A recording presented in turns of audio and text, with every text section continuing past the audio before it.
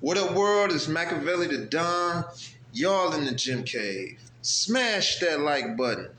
This reaction is about Idi Amin speaks on Tupac shooting two off-duty cops. If you're new to the channel, don't forget to hit that subscribe bell. You feel me? But yeah, y'all. This is a good one. Thug life. I gotta ask you, man. You coming up, like, cause when you got with Pop, you was real young. Cause me and Big Sight was good friends. They used to tell me, man, them dudes was little kids. They couldn't even get in the club half the time. That's facts. So you being with a dude that was political as he was, do you think it's a void in music? Do you think politics has a voice in hip hop anymore? Or could have a voice in hip hop? Because to me, Tupac, as much as you like, I like the gangster stuff, he was a political rapper. Y'all made a mistake. It's definitely missing in what's popular. It's still there. There's still cats out there that's, speaking up, and saying what needs to be said and all of that. That's never left hip hop. Political hip hop, conscious, whatever you want to call it, it never left. It just left from being popular. At one time, and A can attest to this, it was popular. You did have major rappers like Public Enemy, you know what I'm saying, and even NWA and Poor Righteous Teachers that was actually talking about what's going on and speaking truth to power, but it ain't popular no more. It ain't in. Yeah, this generation, and like I said, it's hard to just say it because of the youngsters, because I was in a different mind state when I was 17, 18. You get me? It takes maturity. It takes growing up. It takes going through hard times along with happy. But it takes you a while to grow up and see that, other motherfuckers can really, like Pop could really see, or Public Enemy could really see. A lot of niggas didn't focus on that because I'm in the hood every day, and that's what my struggle is. I understand what Chuck D is saying and fight the power and all that, but nigga, I'm in the hood dodging bullets from the niggas. You feel me? I'm stuck in poverty with the niggas. You get me? The president ain't man, he ain't over here, nigga, with nigga over here. He ain't in the car with them niggas trying to bust on me. You feel me? I'm dealing with my reality of where I'm from. Like, if I was living somewhere else, it might be different. I might be talking about voting and politics as a young. I don't even think it's so much more of that. Hey, we just need somebody that's a voice for this stuff without being preachy. But what's the benefit? What's the benefit of that? Because when you do expose yourself and you do stand out as a leader and the people elect you as a leader, now you got a target on your back. Every time we did have a leader, what ended up happening to him? And so for these youngsters, they looking at it like, man, I ain't got time for that. You know what I'm saying? Because if I do that, what's waiting for me? I'm gonna just go ahead and get my money and do what I gotta do, you know what I'm saying, to change my own world over here, and I can't worry about everybody else. It's more of a me attitude instead of a we attitude. And as political as Pac was and as conscious as he was, he still got caught up in nigga too. You know what I'm saying? Because the reality of it is, this is who we surround ourselves with. This is who we around. Yeah, we around us. It's not like he wasn't the type of dude that was going to be like, okay, I got mines and now I'm over here now. That just wasn't in him. You know what I'm saying? He was raised to be with the people and for the people. And so it's like a catch-22. It's like I'm famous, I'm rich, I know what's right, but at the same time, I'm not that guy that's going to go move to Brentwood and get my house and get my chips and just worry about me and mine. And he did everything that you could do really to make yourself legendary. He shot a policeman in the ass. He shot a cop in the ass that was messing with another brother on the side of the road. He successfully sued them police officers up in Moran. So it was like he was almost like considered at one point like a myth. Like, man, this dude out here rapping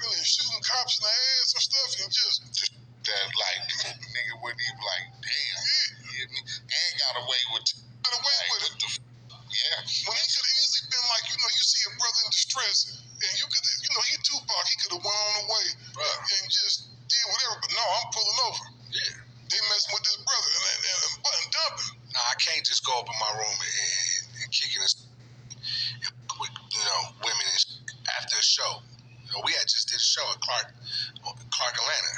So you was out there with him when that happened? Yeah. You was in the car with him? Walk me through that real quick, dog. I mean, like I said, he had a show at Clark, big old show, bunch of people on the bill. You know what I mean? Just got finished rocking. Okay, got his bread. We out. We going back to the room. It's not like we caravan. It's about 10, 15 cars. You know what I mean? Full of women.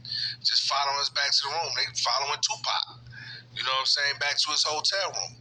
It's about to go down. You know what I mean? How old was you at this time? I think I was about maybe 19. Man, can you imagine being 19? 19, 20 years old. You know what I mean? And like you said, pulled up to the hotel and seen two white boys weighing this nigga out in the middle of the street. You know what I'm saying? And they with their wives, but they drunk. And at the time, we don't know they cops. Pac don't know they cops. It's just two white boys beating a nigga's ass. So Pac grabbed the strap. Well, it didn't go there right away. You know, it was a verbal confrontation at first. You know what I'm saying? Pac, definitely hopped out and let him know his displeasure with what he was saying. And the white boys turned around and was like, nigga, you better get out of here for you next type. Pac's like, what? Thug life. Pulled his shirt up like thug life. And the cop pulled a gun out on him. You know what I'm saying? While Pac's standing there with his shirt up. And he didn't bow. He didn't move. He didn't flinch. And in the South, they not used to seeing that. They had never seen a nigga like that before. Who was like, shoot. That's exact words, was shoot. And so they didn't shoot. But they did break his window on his brand new BMW he had just got. He had bought a brand new 750. You know what I mean? And that was his first day driving that car. He had bought it and didn't get a chance to drive it. So he was hot. You know what I mean? He asked for the strap, and he got the strap. And when he got his strap, they turned around and ran. Come to find out, their guns wasn't even loaded. You know what I'm saying? And so they turned around and ran from a nigga with a gun and Pac got on one knee and shot 3 times. Bop, bop, bop, while they was running. Shot him in the ass? He shot 2 of them. You like that? I like that. He like that.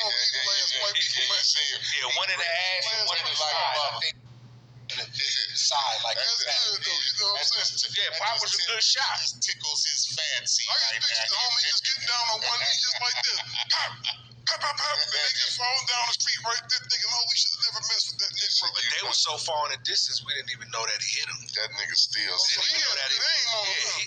He had a good aim. And actually, it's funny because his cousin was like, nigga, you ain't hit him. Pac was like, I can't. Yeah, y'all. Thug life. You feel me? Thug life. Stay tuned. Like, when did the police and stuff come about all that? Well, we went upstairs and we was kicking it, smoking, and actually he had just recorded Dear Mama. And he was like, I just did this song. This gonna change the game. He just knew Dear Mama was out of here. You know what I mean? And he sat up there and performed it for a room full of chicks for like an hour. He just kept doing it over and over again. Just kept doing it over and over again. And then I forgot who it was, but somebody said, man, it's a bunch of police outside. You know what I'm saying? He just knew what it was. You know what I'm saying? He was like, all right. You know what I mean? Everybody got to get out. You know, we huddled up. Knew what was about to happen. You know what I mean? And the rest is history. And they took him in that night? Yeah. You know, that's what I'm saying. That's superhero. You know what I'm saying? You know, somebody like just imagine if somebody would have busted in when they were doing all that to that sister and you just see the body cam footage, one dude get knocked out. That's you think that shit is hard right there. I was really, he was really doing that. And it's like, when you was with him a little kid, how did you get linked up with him? Because you was a young dude. I mean, our families knew each other before we both was here. You know, my aunt, my dad actually and his aunt went to school together. And that's how the whole thing started from that right there. Okay, because you just got swooped up there into a world. I mean, we just was always around each other. You know, how black people are. You know, you might not be blood related, but y'all cousins. Yeah, we just grew up like that. For sure, man, for sure. And did you at any point, man, think that Because you know, like how you just kicking it with the homie, that's the homie. You never see them really as a superstar. You know they doing their thing and getting it like this, but did you ever think that he would be immortalized and romanticized in the manner that he is? Hell yeah, because he would say it all the time. You know what I mean? He'll look at you and be like, you know I'm a living legend, right? We be like, come on, man. I ain't trying to hit it. That's what I'm saying, because it's just the homie. You feel what I'm saying? Yeah, but you know, Pac was always, you know, some people just always got some people just got a light to him. You know what I mean? And even as us little kids, you know, a couple of other members of the Outlaws like Gaddafi, who's resting in peace, Castro, who's his first cousin, you know, it was us four, and we was always around each other as little dudes, and Pac was the oldest, and he was always, you know, the one who had a plan. You know what I'm saying? When we're trying to figure out what we're gonna eat for the day, Pac had the plan. You know, and he would be like, all right, this is what we're gonna do. We're gonna go here, we're gonna do this, boom, boom, boom, boom. And so it was just a natural progression to when he became, you know, famous and got his record deal and started acting. It was just the same like when we was kids, and it really wasn't that much time difference. You know what I'm saying? From the time when we was trying to figure out what we was going to eat to the time where, you know, now everybody know who Tupac is. That's crazy, So obviously, man, you got a lot of history and legacy behind you, man. As far as your own musical journey, right? Did you want to continue on rapping and stuff after what happened to Pac? I know you had to go through some kind of depression. Well, you know, when we didn't have a word for it back then. You know, Right. One of Pac most famous lines was, "I smoke a blunt to take the pain out, and if I wasn't high, I probably tried." We just kept getting high. We just got more high. You know what I'm saying? After we lost him, we lost Gaddafi. You know, we started losing other people in our families. We just got more high. We're gonna make more records, and we just gonna, you know, continue on for them. It's never was an option of stopping. That was never, you know what I mean? That was never an option for us. Yeah, y'all. Thug life. You know what I mean? Yeah, y'all, you know, that's about, you know what I'm saying, Pac. R.I.P. Tupac, y'all. That's my reaction to Idi Amin, you know. Shout out to the Outlaws, too. You know, I fuck with the Outlaws. Facts. You know what I'm saying? Yes, sir. Shout out to the Outlaws. Shout out to MC8. You know what I'm saying? I fuck with you. You know what I mean? I fuck with MC. But yeah, yo, that's Pac. You know, speaking. I mean, not Pac, but that's Idi Amin from the Outlaws. You know what I'm saying? Letting y'all know what really went down during that shooting. You know what I'm saying? Yeah, that's deep. You know, Pac shot 2 off-duty cops. You know what I'm saying? Hit that like button, y'all. Smash that like button. Smash that like button for Pac. You know what I'm saying? Hell yeah. For sure. R.I.P. Gaddafi. You know what I'm saying? Facts.